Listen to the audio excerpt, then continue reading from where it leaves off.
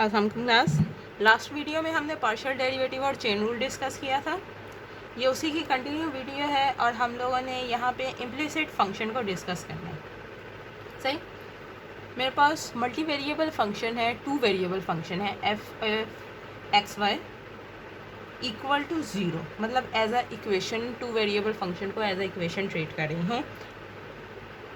Now implicit function का क्या मतलब है? If f of x y is equal to zero where f of x is differentiable. Calculus 1 से तुम लोगों को ऑलरेडी आइडिया हो जाना चाहिए कि फंक्शन डिफरेंशिएबल कब होता है।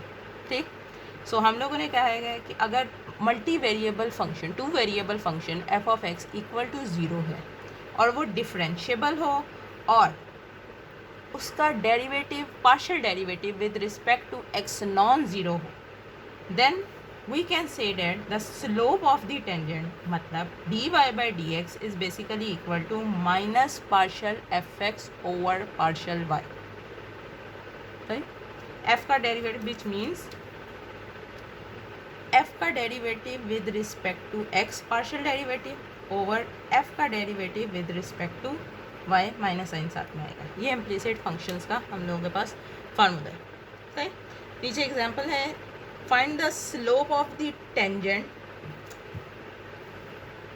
मतलब dy by dx to the hyperbola this equation at the point 2 minus 1।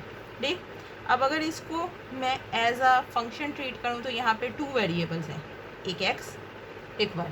सही, सो हमारे पास f of x Y function मिल गया। ठीक, चलो जो मेरे पास इक्वेशन थी हाइपरबोला की हम लोगों ने वो राइट डाउन की है और उसको as a two variable function f of x Y equal to लिख दिया।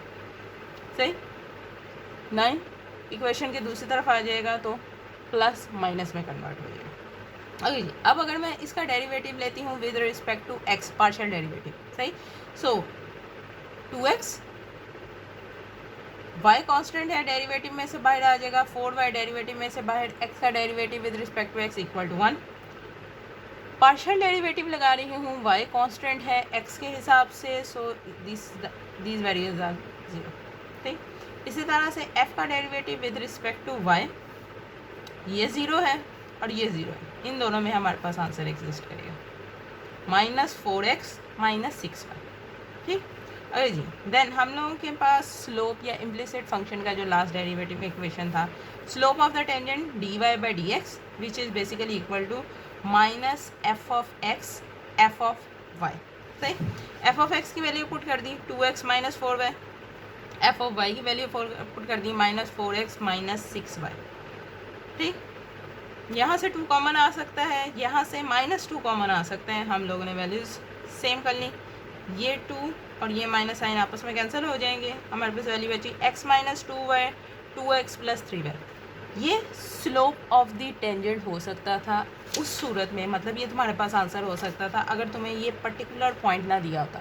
यहाँ पे प्रिसाइज एब्सोल्यूट पॉइंट दिया हुआ है तो तुम लोगों ने उसकी वैल्यूज़ पुट करनी है, क्योंकि ये ऑर्डर्ड पेयर की शक्ल में है। ऑर्डर्ड पेयर का मतलब यहाँ पे पहला एलिमेंट जो है वो x से बिलोंग करता है, दूसरा एलिमेंट जो है वो y से बिलोंग करते हैं और ये R2 से बिलोंग करते हैं, 2 डायमेंशन में। सही, सो यहाँ पे x की जगह पे हम लोग 2 वैल्यू पुट करेंगे, y की जगह पे -1 पुट करेंगे।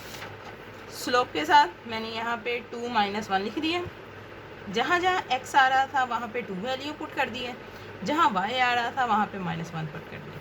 कैलकुलेशन सिंप्लीफिकेशन के बाद हमारे पास ये आंसर आ गया, this is the slope of the tangent.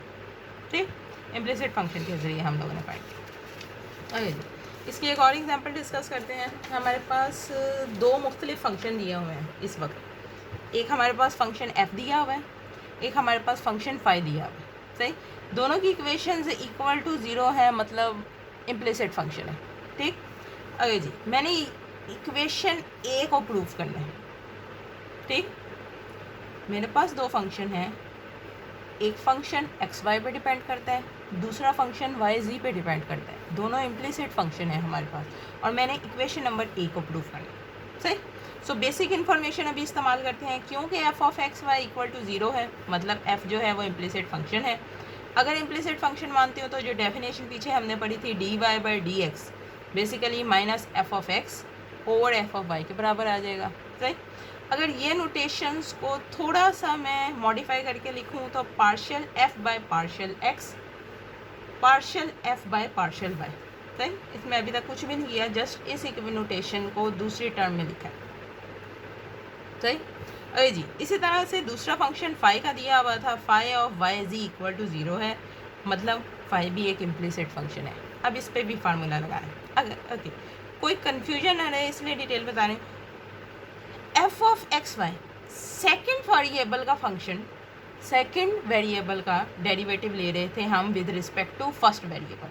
ठीक, अब यहाँ पे सेकंड वेरिएबल क्या है, z, सो z का डेरिवेटिव लेंगे हम लोग with respect to first variable. ठीक, जब यहाँ पे हम लोग सेकंड का डेरिवेटिव ले रहे थे तो यहाँ पे जो पहली वैल्यू आ रही थी वो with respect to first one, then divided by second function. सही, सो अब फर्स्ट फंक्शन क्या है, partial phi then partial g. सही, सो राइटिंग मिस्टेक मत कर देना। ठीक, हम लोगों के पास इसी टर्म को मॉडिफाइड फॉर्म में लिखा जाए या दूसरी नोटेशन इस्तेमाल करते हुए लिखा जाए तो फाई का derivative with respect to y partial derivative और फाई का derivative with respect to g. ठीक, हमारे पास दो इक्वेशंस बन गई, जो दो गिवन फंक्शंस थे उनके ज़रिए हमने दो इक्वेशन बना ली, एक इक्वेशन नंबर 1, एक इक्वेशन नंबर 2। नाउ अब अगर मैं इक्वेशन 1 को देखूँ,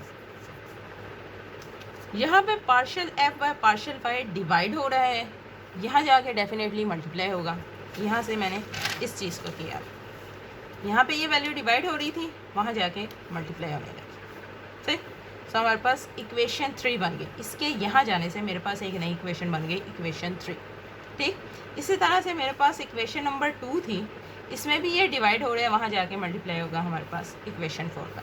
सही, अब मेरे पास एक इक्वेशन 3 और एक इक्वेशन नंबर 4 है। सही, मैं इक्वेशन 3 और इक्वेशन 4 को आपस में मल्टीप्लाई करने लगा। अब मल्टीप्लाई करने की वजह, अगर मैं इक्वेशन नंबर 3 और इक्वेशन नंबर 4 की राइट हैंड साइड देखूं, partial F by partial x, partial phi by partial y, और इक्वेशन ए जो चीज़ मैंने प्रूव करनी है उसकी साइड देखूं तो partial F by partial X मतलब equation 3, partial phi by partial Y equation number 4। सही, सो इसको देखते हुए मैंने 3 और 4 को आपस में मल्टीप्लाई कराया। सही, अब अगर इन साइड को मल्टीप्लाई कर रही हूँ राइट हैंड साइड को तो डेफिनेटली लेफ्ट हैंड साइड भी मल्टीप्लाई होगी। एक दफ़ा मैंने इसकी दो वैल्यूज़ लिख दी हैं, एक दफ़ा ये वाली वैल्यूज़ लिख दी हैं, दो माइनस आपस में मल्टीप्लाई हो गए, पॉजिटिव टर्म बन जाएगी हमारे पास और ये वैल्यूज़ आ रही है। ठीक, ओके जी। अब अगर मैं इसको इक्वेशन के साथ जो हमारे पास इक्वेशन ए थी उससे रिलेट करूँ, ये वाली नोटेशन सही आ गई है, partial F by partial X वाली, partial phi over partial Y वाली भी सही आ गई है।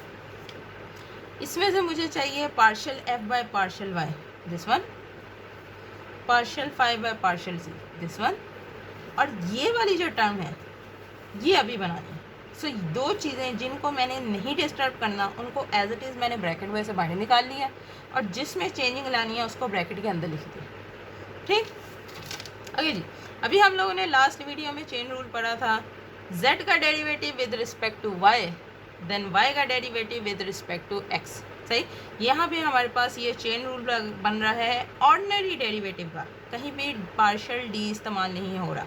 सही, सो जो डेरिवेटिव होगा वो ऑर्डिनरी डेरिवेटिव होगा, मतलब यहाँ पे ये हमारे पास बन जाएगा dz over dx, dz over dx ordinary, partial के साथ उसे रिलेट नहीं करना।